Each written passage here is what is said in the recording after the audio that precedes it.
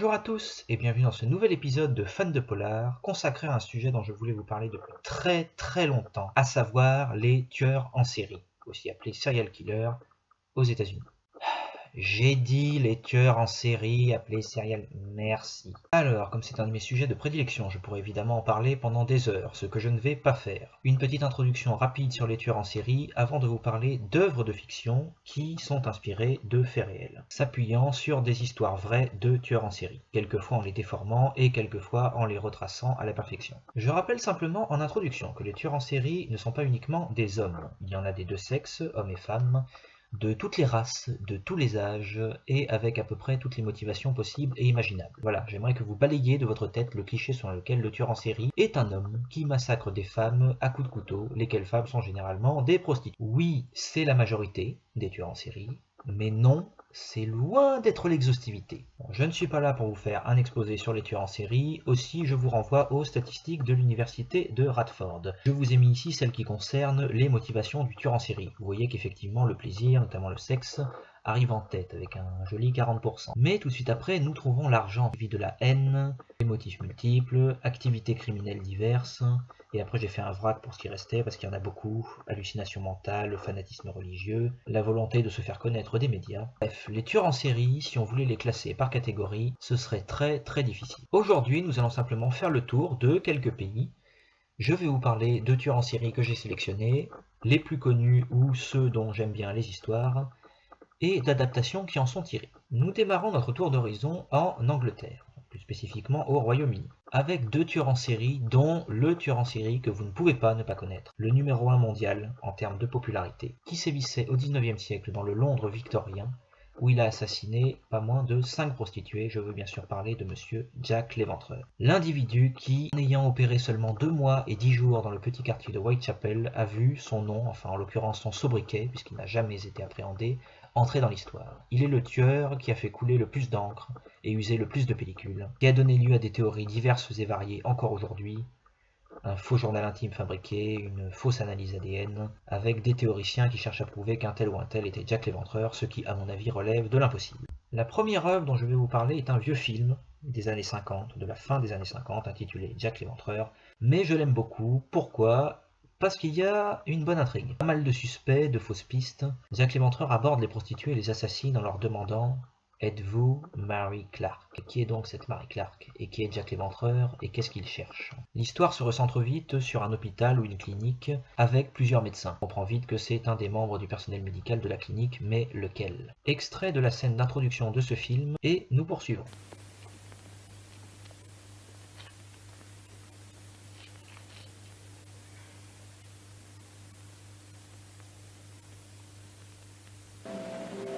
Mary Clark.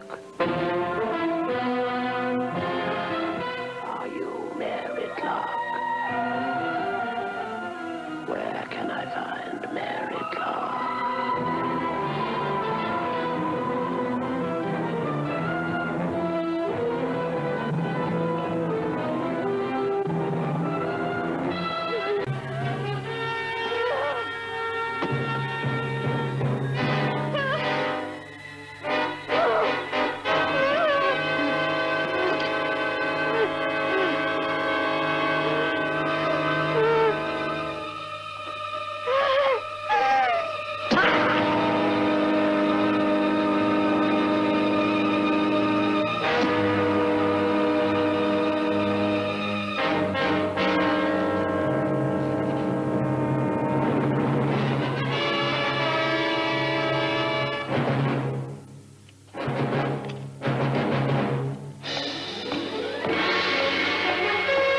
Alors, autre excellent film, et à mon avis incontournable, puisqu'il mélange Sherlock Holmes et Jack l'Éventreur, à savoir Sherlock Holmes contre Jack l'Éventreur, avec John Neville. Film des années 70-80 par là, peut-être un de mes films préférés sur Jack l'Éventreur, et davantage pour l'enquête de Sherlock Holmes que pour Jack l'Éventreur lui-même. A noter qu'il existe un jeu vidéo sur PC ou Xbox, peu importe, portant le même titre, avec des graphismes excellents. D'ailleurs toute la série de jeux Sherlock Holmes est magnifique, que ce soit pour le système de jeu ou les graphismes. A noter que concernant Sherlock Holmes contre Jack l'Éventreur, il y a une partie profilage, on mène l'enquête et on en apprend de plus en plus sur le tueur, si bien qu'à la fin, en comparant les suspects aux éléments, on arrive à découvrir qui est le coupable. Et toujours dans les jeux, j'en avais déjà parlé dans ma vidéo sur les jeux de société, je vous conseille le jeu Mr. Jack, qui se joue à deux, l'inspecteur et l'éventreur. Aussi bien d'ailleurs la version plateau normale que la version pocket du jeu. Et je vous conseille de jouer aux deux parce qu'en fait les deux versions sont assez différentes, la version pocket ayant des règles adaptées qui changent complètement la donne. Enfin, pour terminer sur Jack l'Éventreur, qui était un gros morceau, le téléfilm du même nom, Jack l'Éventreur, en deux parties, mettant en vedette Michael Caine, qui joue le rôle de l'inspecteur Frederick Aberline, un inspecteur ayant réellement existé à l'époque de Jack l'Éventreur. Là, pour le coup, on est sur une très bonne fiction et avec un côté historique très bien retracé. Les crimes ont lieu exactement comme à l'époque. Les décors ont été refaits pour reproduire les rues en question. Les victimes sont tuées de la même façon, portent les mêmes noms, ce sont les bonnes dates, etc. Et la quasi-totalité des personnages qui apparaissent, et en tout cas l'intégralité des suspects, sont des personnes ayant existé et ayant pour la plupart été soupçonnés d'être Jack l'Éventreur. A noter que là aussi, il y a un côté profilage, dressage du profil psychologique du tueur que j'aime assez. Et évidemment, la présence de Michael Caine à l'écran ne gâche rien.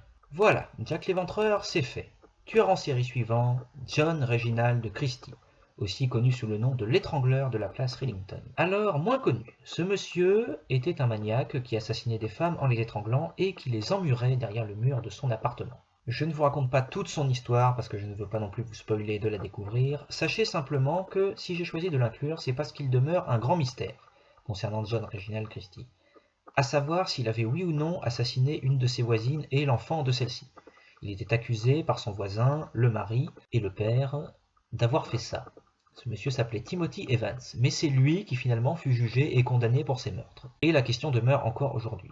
Qui de Christie ou de Timothy Evans avait commis ce double meurtre? Il existe un film, This Rillington Place, mettant en vedette John Hurt, qui est magnifique dans sa composition du tueur en série John Reginald Christie, et qui retrace ma foi toute l'histoire en se concentrant principalement sur le fabuleux double meurtre de la femme et de la fille de Timothy Evans, en épousant la thèse selon laquelle ce serait Christie qui les aurait commis. Une histoire assez sombre et dramatique, jusqu'au dénouement de l'arrestation de John Christie. Je vous ai mis un extrait du film qui se passe pendant le procès de Timothy Evans, au cours duquel l'avocat de la défense tente de faire plier Christie, puisque son client accuse celui-ci, et l'avocat bien sûr fait son boulot, convaincu que Christie est effectivement l'assassin. Le problème c'est qu'à l'époque personne ne sait qu'il s'agit d'un tueur en série, aucune victime n'a été retrouvée, et en plus de ça, John Christie est un policier, qui bien qu'ayant eu quelques problèmes par le passé, n'a commis aucun crime ou délit, du moins le pense-t-on, depuis 17 ans. Nous changeons de pays tout de suite après. But you are not, are you? A man of good character.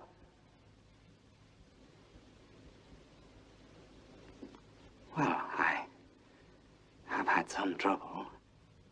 I apologize for having to ask you these questions, but I'm afraid I must.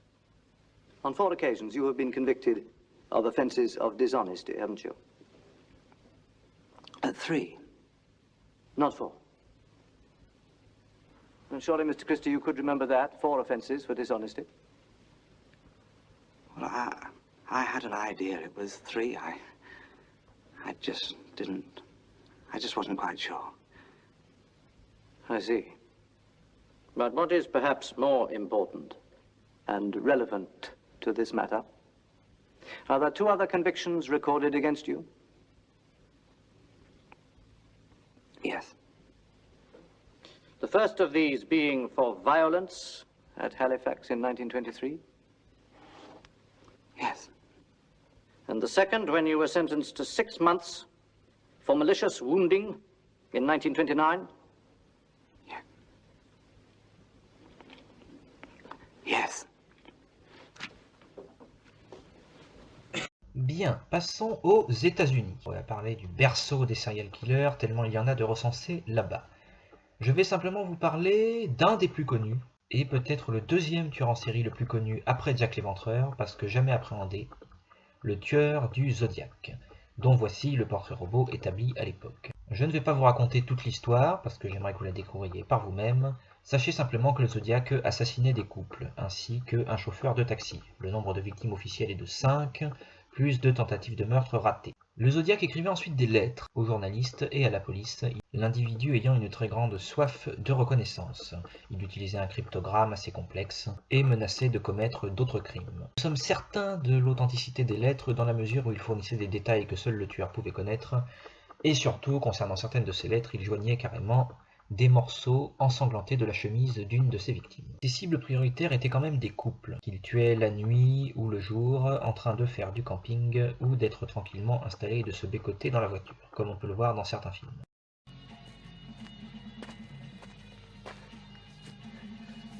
On peut dire que vous nous avez fichu la trouille.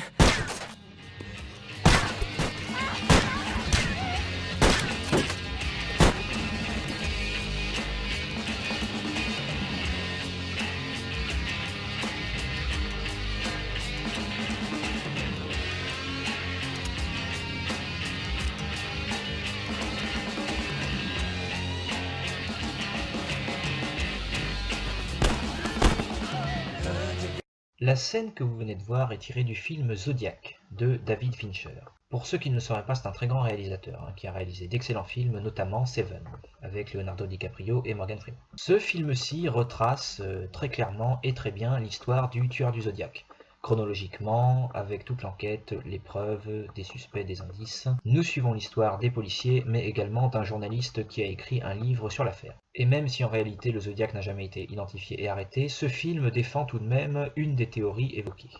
Nous passons chez nous, en France. Alors, je connais énormément d'histoires de tueurs en série français, j'ai voulu vous parler de deux d'entre eux. Un tueur assez ancien, Henri-Désiré Landru, qui était un escroc professionnel séducteur de femmes, qui les assassinait dans sa maison de campagne et faisait disparaître les corps. Il est, à ma connaissance, le seul et unique tueur en série de l'histoire qui a été jugé, reconnu coupable et condamné à mort, sans aveu et sans qu'aucun cadavre n'ait jamais été retrouvé, puisqu'il les faisait disparaître dans sa chaudière et qu'elles étaient toutes réduites en cendres. Si vous voulez découvrir son histoire au travers d'un film, je vous conseille Désiré Landru, excellent film avec Patrick Timsit, qui nous offre une merveilleuse composition de ce qu'était l'individu, à savoir un homme froid, calculateur et très intelligent, mais aussi plein d'humour qui faisait carrément rire l'audience lors de son propre procès, et dont je le répète, l'histoire me paraît une des plus uniques au monde. Le second tueur en série, plus récent, celui-là, n'est autre que Guy Georges. Je l'ai pris parce qu'un film est récemment sorti sur son histoire. Guy Georges était un maniaque sexuel assez classique qui s'en prenait à de belles jeunes femmes, en les attachant, puis les violant, puis les égorgeant.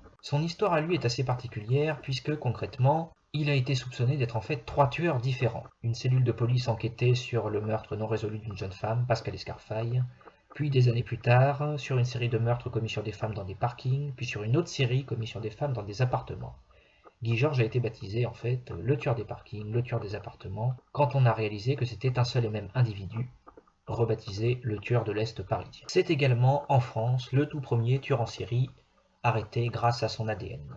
D'où le titre du film, l'affaire SK1, Serial Killer numéro 1, le premier dont on avait la base génétique. J'ai trouvé le film très bon, parce que même s'il ne se centre pas beaucoup sur l'histoire personnelle de Guy Georges, il se centre beaucoup sur l'enquête. Et on voit absolument toutes les fausses pistes, toutes les coïncidences extraordinaires qu'il y a eu et qui n'ont mené à rien avant son arrestation. Et en parallèle, on suit le procès de Guy Georges, avec ses avocats, le défendent corps et âme, puisque, à l'époque, il n'a pas tout de suite avoué, a prétendu avoir été tabassé, a contesté les expertises ADN, etc. Et là aussi, je trouve son histoire assez originale, assez extraordinaire, alors que ce n'était finalement qu'un détraqué sexuel comme on en voit beaucoup. Nous terminerons notre tour d'horizon avec la Corée, plus précisément la Corée du Sud, le tueur de Hwasong. Là aussi, un maniaque sexuel qui a assassiné officiellement 10 femmes, à partir du milieu des années 80 jusqu'au début des années 90, sans jamais être appréhendé. Le film qui retrace à merveille son histoire, ou en tout cas en très grande partie, c'est Memories of Murder. Bon, il s'agit tout de même d'un scénario en partie original, mais les réalisateurs ont fait un très gros travail de recherche, et ont été tournés l'histoire sur le lieu même où les crimes ont été commis. On peut notamment voir certains cadavres à l'endroit même où ils ont effectivement été découverts. Après, l'histoire nous montre 2 enquêteurs aux méthodes très différentes, un plutôt psychologique et intelligent, alors que l'autre plutôt bourrin et stupide, n'hésitant pas en fait à prendre le premier suspect qui vient, un attardé mental, et à lui faire tout avouer en l'emmenant au milieu de la forêt pour lui faire peur. J'ai aimé le film pour des tas de raisons, parce qu'il retrace l'histoire vraie de ce tueur en série, parce qu'il respecte le fait qu'il n'a jamais été arrêté, parce qu'on voit toutes les difficultés de l'enquête, passant, je le rappelle, en Corée du Sud, au milieu des années 80. Alors on est un petit peu dans la cambrousse, on patauge dans l'eau, donc pas d'expertise ADN, la police scientifique de l'époque est très limitée, et on voit toutes les difficultés de leur travail. Et j'ai apprécié aussi les petites notes d'humour par-ci par-là, qui permettent de dédramatiser tout doucement la situation. On va se séparer avec comme extrait une des scènes d'ouverture du film, et nous nous retrouvons pour le générique de fin de notre vidéo.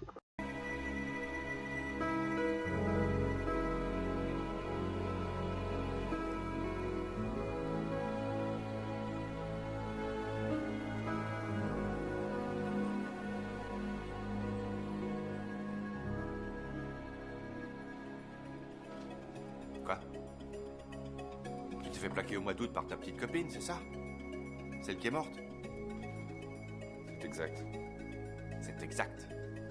Quand je te parle, t'enlèves ta casquette, connard. Après avoir vu Body Heat, cinéma. Body Heat, c'est un film d'action. Action.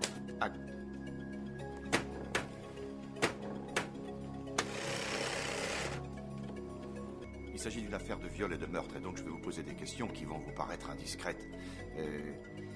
Alors voyons, comment dire, est-ce que c'était quelqu'un de plutôt joli ou sexy? Comment est-ce que vous la trouviez? Hein, dis-moi. Je l'ai trouvée sophistiquée pour une fille de la campagne. Ouvre les yeux. Tu les as fermés? Bon, regarde-moi maintenant. D'accord? Et tu me regardes moi, tu regardes pas le plafond, ok? Les yeux bizarres, celui-là. 1, 2... C'est passé là.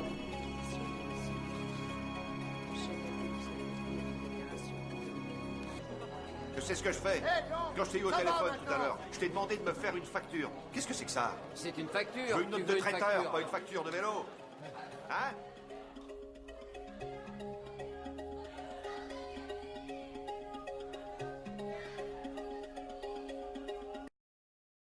Voilà, notre vidéo touche à sa fin. J'espère qu'elle vous aura plu et incité à découvrir non seulement les histoires dont je vous ai parlé, mais l'univers très vaste et intéressant qu'est celui des tueurs en série. Comme toujours, je vous invite à vous abonner à la chaîne, à laisser des commentaires ou à m'envoyer des messages privés pour me faire des suggestions. Pour les nouveaux arrivants, je vous laisse aller découvrir les autres vidéos. Et comme toujours, je vous donne rendez-vous le mois prochain pour un nouvel épisode de Fans de Polar. A très bientôt!